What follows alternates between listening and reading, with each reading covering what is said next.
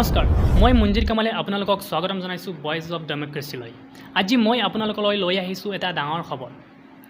অসম চৰকাৰে কৰিলে এটা বিশেষ ঘোষণা।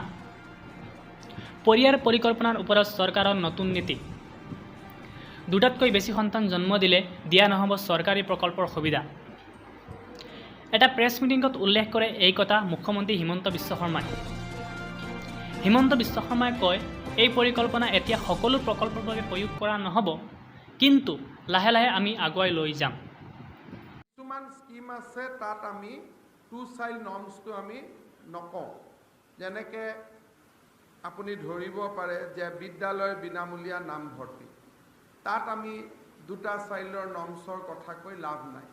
ছাপ'জ আমি প্ৰধানমন্ত্ৰী আৱাস যোজনা সকলোৱে পাব, কিন্তু যদি আমি এটা মুখ্যমন্ত্ৰী আৱাস যোজনা কৰোঁ, ছাপ'জ কালি মিডল ক্লাছ মানুহৰ কাৰণে, তেতিয়া তাত এইটো পইণ্ট আহি যাব। কিছুমান ইণ্টাৰেষ্টিং স্কিমত বা কিছুমান স্কিমত পপুলেশ্যন নৰ্মছ আহিব, কিছুমানত পপুলেশ্যন নৰ্মছ নাথাকে। দ্ৰুতগতিত বৃদ্ধি হোৱা জনসংখ্যা নিয়ন্ত্ৰণৰ বাবে এই পদক্ষেপ ৰাজ্য চৰকাৰৰ।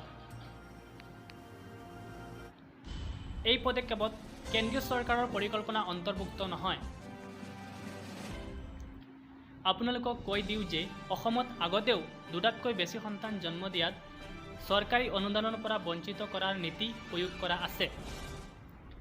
এতিয়া ইয়াক সকলো চৰকাৰী পৰিকল্পনাত প্ৰয়োগ কৰিবলৈ কয় মুখ্যমন্ত্ৰীয়ে। এই বিষয়ে বেলেগ বেলেগ ৰাজ্যইও ভাবি আছে।